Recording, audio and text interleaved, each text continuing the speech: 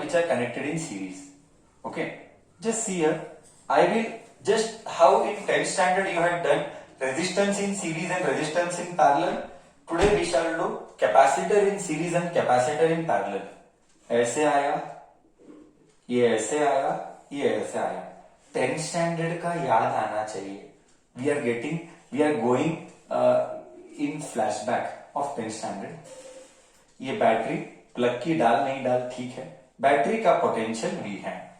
Okay, this was asked in which year? Yes, this was asked in Karnataka State Board, July 2018 and July 2018, 19 for 3 marks. Okay, so I will call this as capacitor C1, C2, C3. C1 के लिए plus plus plus, तो यहाँ पे minus minus minus, यहाँ पे minus, यहाँ पे plus plus plus, minus minus minus.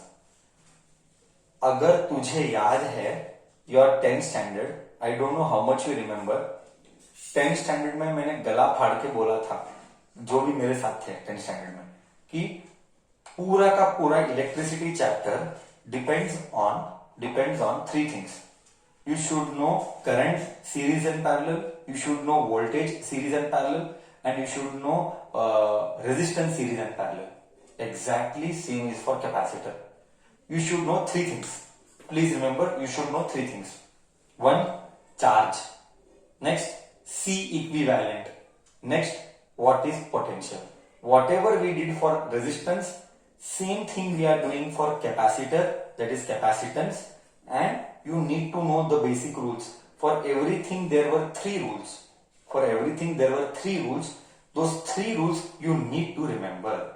Taking my discussion आगे, this will be plus plus plus, so this will be minus minus minus.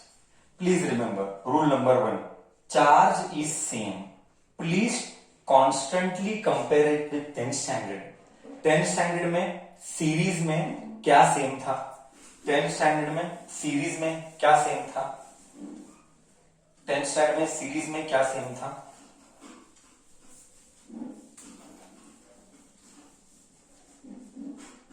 Current was same, correct बोला. 10th standard में series में current same था. यहां पे charge is same, first thing. Next, 10th standard में V is equal to था V1 plus V2 plus V3. यहां पे भी वही है, यहाँ पे भी वही है. ये V1 है, ये V2 है, ये V3 है. Please do remember, first thing, charge हमेशा सेम रहेगा सीरीज में. Second thing, potential is V1 plus V2 plus V3. इसने थोड़ा खाया, इसने थोड़ा खाया, इसने थोड़ा खाया, तो total potential is V1 plus V2 plus V3. Discussion को आगे लेके जाते हैं. We know that Q is equal to CV. तो Q by V is C. और उल्टा लिखेंगे, Q by C is V. ओहो, मतलब wherever is potential, put charge upon capacitance. Potential है तो put charge upon capacitance. Now, one important point to understand. And what is that point? That point is Q by C. क्या ये V, ये जो V है, ये पूरे circuit का है? Do you agree? This V is पूरे सर्किट का.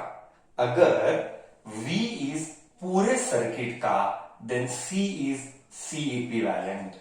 Isn't this exactly of 10th standard? Do you agree? V is equal to IR equivalent. बस इधर I equivalent के बदली C equivalent है. So V is equal to Q by C equivalent. I think so you understood. V1 I will write Q by C1.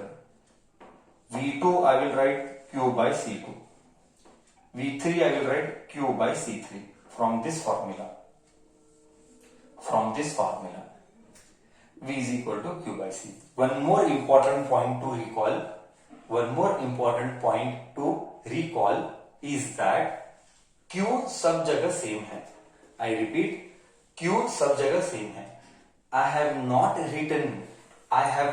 Written Q1, Q2, Q3, ना, I have written Q. Why? Charge सब जगह same induce होता है। Rule number 1, do not forget, आधी रात को 2 बजे उठाया तो भी याद चाहिए। आधी रात को 2 बजे उठाया तो भी याद चाहिए।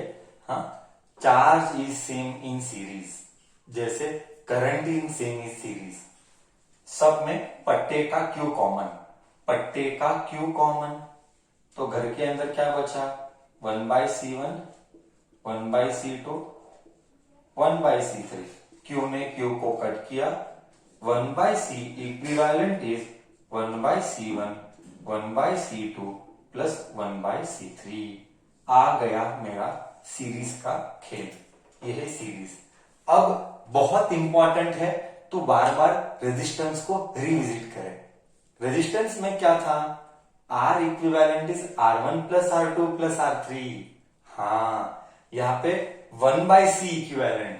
हो, मतलब रेजिस्टेंस का सीरीज एंड कैपेसिटेंस का सीरीज उल्टा पलटा है। रेजिस्टेंस में R1 plus R2 plus R3 था। कैपेसिटेंस में 1/C equivalent is 1/C1, 1/C2, 1/C3।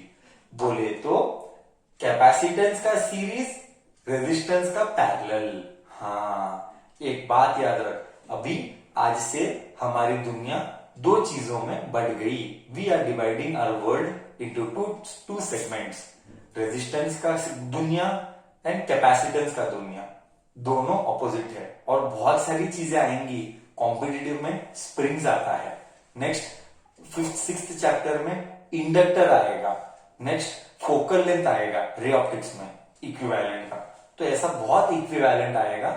हमको हमारे प्रिपरेशंस को इजी करने के लिए we are suppose to divide the world into 2 segments, resistance की दुनिया, कैपेसिटेंस की दुनिया।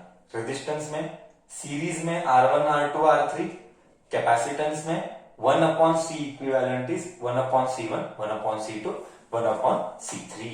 बोल, क्या मैंने तुझे तेरा कॉन्सेप्ट एकदम बराबर से क्लियर किया?